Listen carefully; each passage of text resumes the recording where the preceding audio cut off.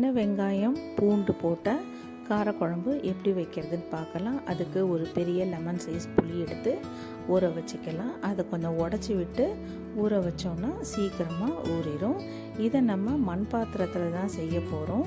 பூண்டு வெங்காயம் கொஞ்சம் அதிகமாகவே எடுத்திருக்கேன். ரெண்டுமே உடம்புக்கு ரொம்ப நல்லது. சின்னதாக 4 தக்காளி 2 முருங்கைக்காய் எடுத்திருக்கேன். அதுக்கு ஒரு மண் பாத்திரத்தில் 2 டேபிள் ஸ்பூன் அளவுக்கு நல்லெண்ணெய் போட்டு வெந்தயம் போட்டுக்கணும்.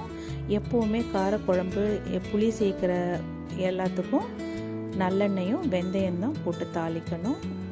ரெண்டுமே போட்டுட்டு கடுகு போடக்கூடாது, கருவேப்பிள்ளை போட்டுட்டு அதில் பூண்டு போட்டுக்கலாம். பூண்டு கொஞ்சம் நல்லா செவந்து நல்லா வாசனை வரணும். அதுக்கப்புறம் நம்ம நறுக்கி வச்ச வெங்காயத்தை போட்டுக்கலாம். அதில் வெங்காயம் போட்டுட்டு கொஞ்சம் உப்பு மஞ்சத்தூள் போட்டுக்கிட்டோம்னா அந்த வெங்காயம் நல்லா சீக்கிரமாக வதங்கி வந்துடும். இதில் பச்சை மிளகா வேணும்னாலும் போட்டுக்கலாம். இப்போ நம்ம நறுக்கி வச்ச முருங்கைக்காயை போட்டுக்கலாம். எல்லாத்தையும் நல்லா கிளறி விட்டுக்கலாம். அதுக்குள்ளே தக்காளியை நல்லா கையில் கரைச்சி வச்சுருக்கேன். ஏன்னா சீக்கிரமாக அது நல்லா வெந்து வந்துடும். அதனால் கையில் நல்லா கரைச்சி வச்சுக்கலாம்.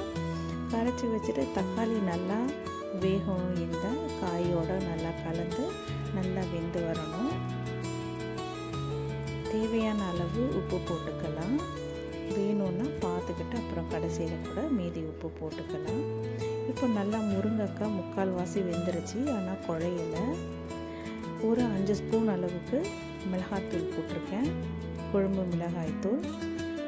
மிளகாய்த்தூள் நல்லா பச்சை வாசனை போய் நல்லா வரவும் நம்ம கரைச்சி வச்சுருக்க புளியை அதில் ஊற்றிக்கலாம். நல்லா கொதித்து குழம்பெல்லாம் கூடி வந்துடணும். இறக்க போகிற நேரத்தில் வெல்லம் போட்டால் போதும். ஏன்னா தேங்காய் அரைச்சி விடலை. வெல்லம் போடும்போது ரொம்ப நல்லா இருக்கும் டேஸ்ட். உங்களுக்கு நீங்களும் ட்ரை பண்ணி பாருங்கள். இது உப்பு புளி காரத்தை ஈவன் பண்ணிடும், சமப்படுத்திடும். சுட சுட சோறு போட்டு அதில் நம்ம செஞ்சு வச்ச குழம்பு போட்டு கொஞ்சமாக நல்லெண்ணெய் போட்டுக்கணும். இந்த மாதிரி காரக்குழம்புக்கெலாம் நல்லெண்ணெய் போட்டு சாப்பிடும்போது ருசி ரொம்ப சூப்பராக இருக்கும். நீங்களும் ட்ரை பண்ணி பாருங்கள்.